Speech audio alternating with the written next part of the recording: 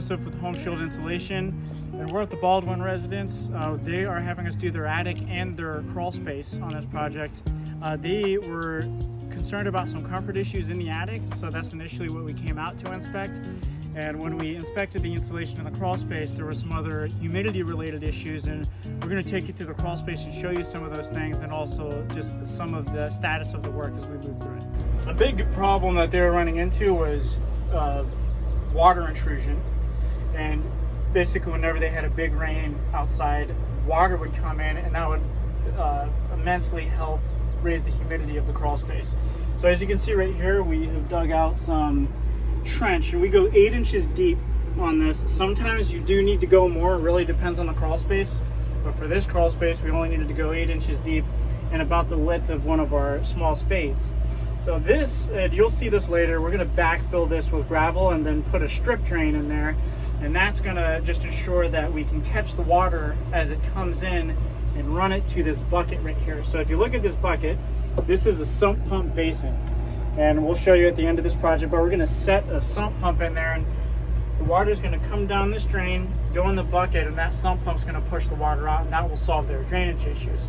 But I'm going to take you back here and show you kind of some of the more concerning stuff that they were worried about that we're going to be fixing for them.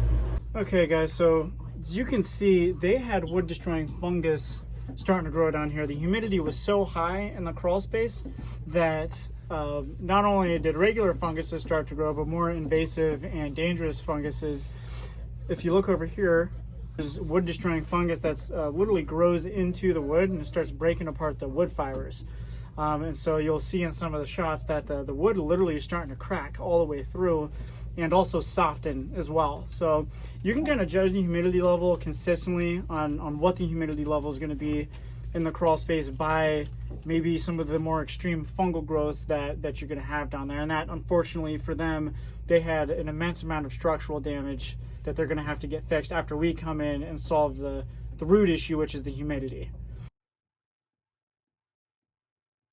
Now, some of the things we're going to do to solve the humidity are, they had moisture not only coming from the water intrusion, but this red brick right here, when you go all the way around the perimeter, there's all these small little gaps where moisture moves through. And so we're going to end up putting, you see we have a tape right there, we're going to end up hanging a vapor barrier from here to seal this wall, and then we're going to cover all this floor with a nice strong 20 mil vapor barrier, where all the seams will be taped and it will be continuously sealed everywhere. And most importantly, these foundation vents right here, those are a highway for humidity to move through. When you're having a rain outside, especially in the south where it's super humid in the summer, all that humid air is getting pulled into the crawl space.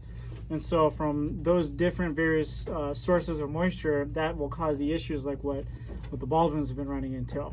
So we'll show you some shots of what the encapsulation is going to look like afterward, and we're excited to show them.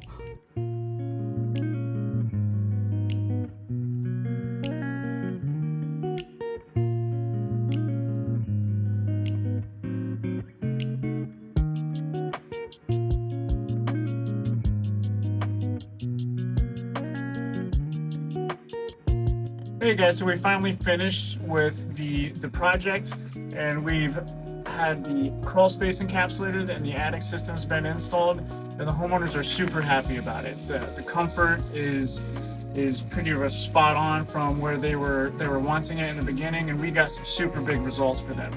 So enjoy the pictures and the videos of the project, and if you have any questions on any of these things, please don't be afraid to email or message us.